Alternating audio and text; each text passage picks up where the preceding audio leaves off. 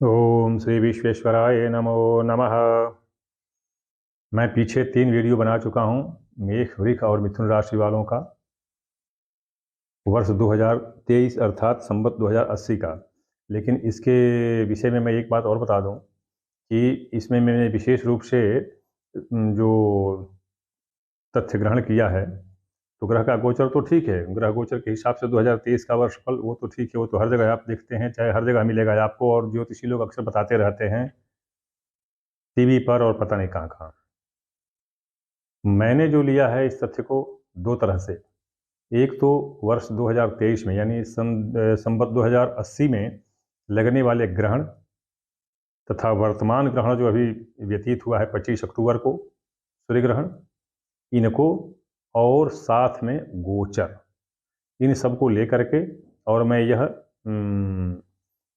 वर्षफल बता रहा हूँ। इस वर्षफल बताने में सामान्य तौर पर तो जिसके साथ अच्छा बुरा होने वाला है वो बता रहा हूँ, लेकिन कुछ राशियां ऐसी हैं जो घोर संकट में हैं और उनके साथ बहुत कुछ अनिष्ट हो सकता है।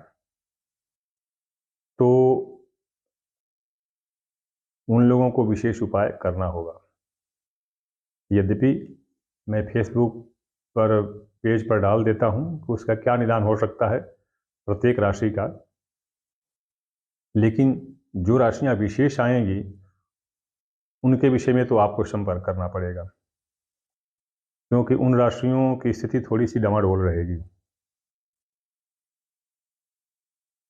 दूसरी चीज़ ये कि फेसबुक पर मेरा पेज देखिए, कुछ लोगों को मेरे इस वीडियो और पेज से बहुत तकलीफ है।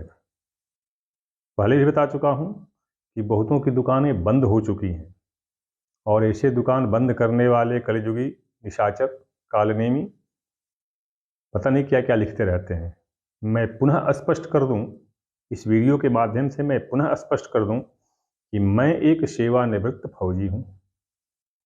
मुझे अपनी आवश्यकता से बहुत ज़्यादा पेंशन मिल जाती है। माता रानी के पास अच्छी खेती बाड़ी है, पूर्वजों की दी हुई संपत्ति मेरे पास है,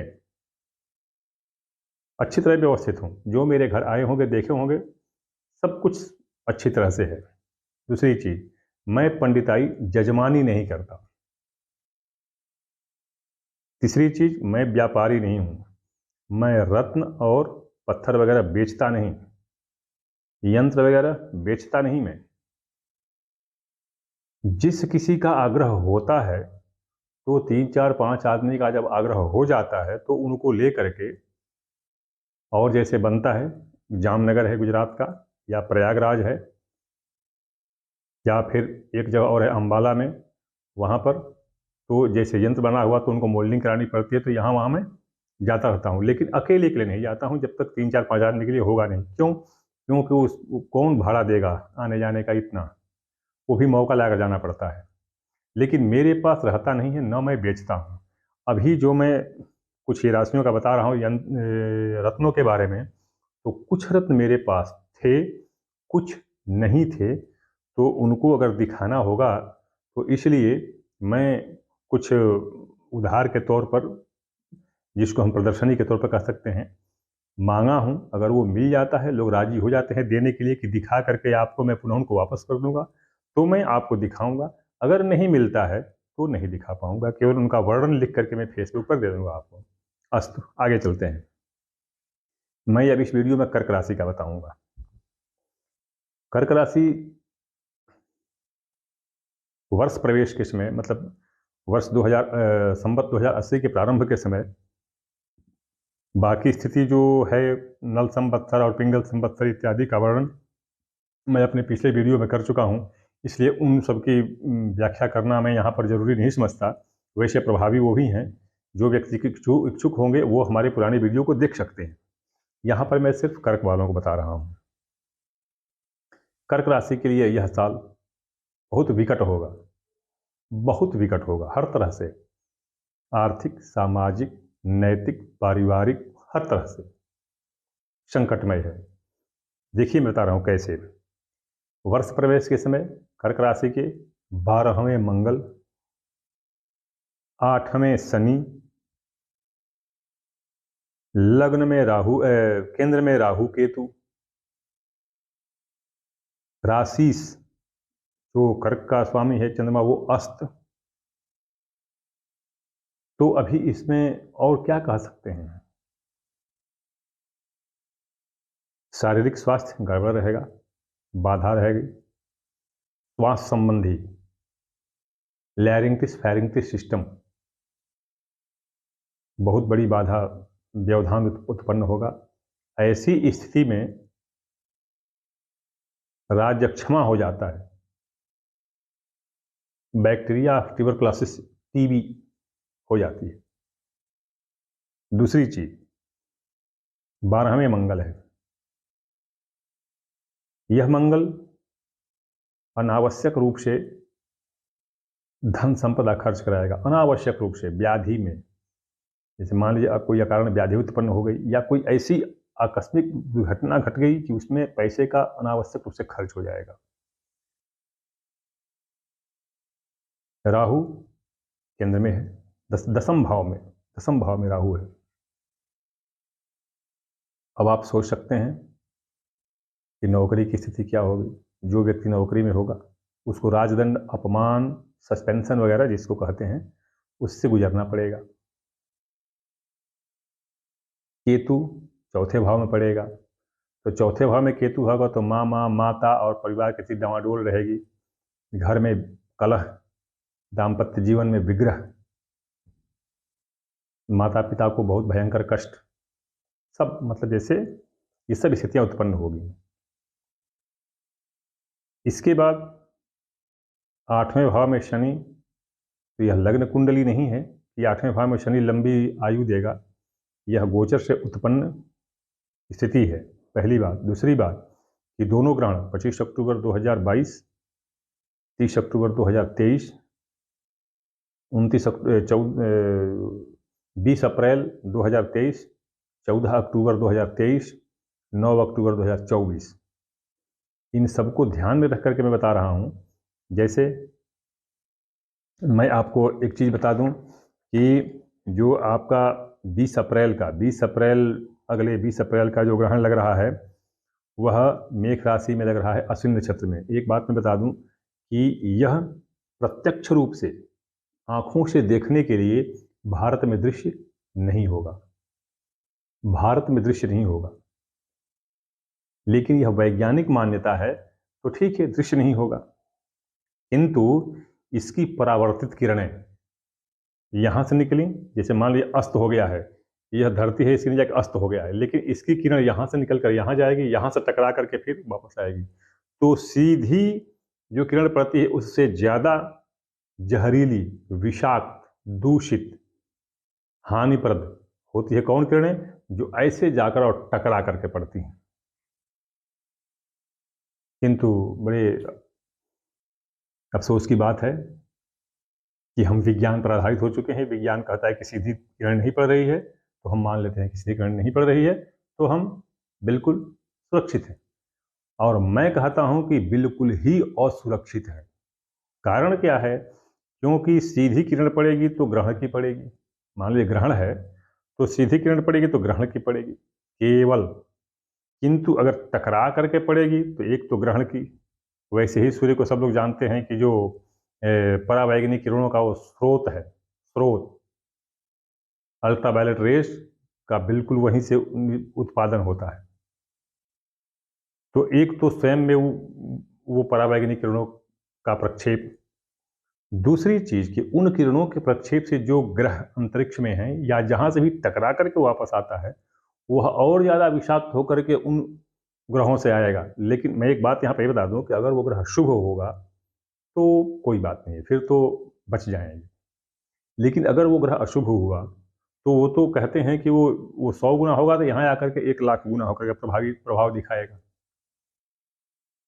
तो इसलिए मैं बता दूं कि ये जो ग्रहण बता दिए हैं कि 20 अप्रैल, 14 अक्टूबर और वो अपना 29 अक्टूबर को जो चंद्र ग्रहण लग रहा है, 29 अक्टूबर को चंद्र ग्रहण लगेगा, वो भी अश्विनी नक्षत्र पर ही लगेगा, मेष राशि पर लगेगा, 29 अक्टूबर 2023। तो ये जो है मैं बता दूं कि ये भारत में प्रत्यक्ष रूप से आंखों से दृश्य नहीं होंगे, लेकिन इनकी किरणें अगल बगल से इधर उधर दाहिने बाएं ऊपर नीचे किसी अन्य ग्रहों से टकरा करके हम पर पड़ रही हैं। एक धनु राशि ऐसी है, धनु, जिस पर ये कोई भी किरण पड़ने वाली नहीं है, सीधी या टकरा करके पड़ने वाली नहीं है धनु राशि पर। क्योंकि अब उतना मैं आपको इसके लिए भूगोल और खगोल पढ़ाना पड़ जाएगा कि जो धनु है, देख लीजिए, धनु राशि, यह जैसे मान लीजिए गोला है, तो गोला के आधा में तो पड़ जाएगा विषुवत रेखा, और वो विषुवत रेखा के नीचे पड़ जाता है धनु। तो अब ऐसा होगा कि अगर टकरा करके भी कोई किरण आएगी तो किरण ऐसे घूम करके यहाँ से आ करके यहाँ से ऐसे तो आएगी नहीं। तो इसलिए धनु राशि सुरक्षित है, लेकिन गुरु की दूसरी राशि मीन एकदम असुरक्षित है। अस्त मैं कर्क राशि पर आता हूँ। तो कर्क राशि के लिए मानहानि, शारीरिक दुर्घटना, आर्थिक क्षति, पारिवारिक विग्रह और आदि व्याधि, इस सबसे बहुत बड़ी परेशानी होगी, हानि से गुजरना पड़ेगा।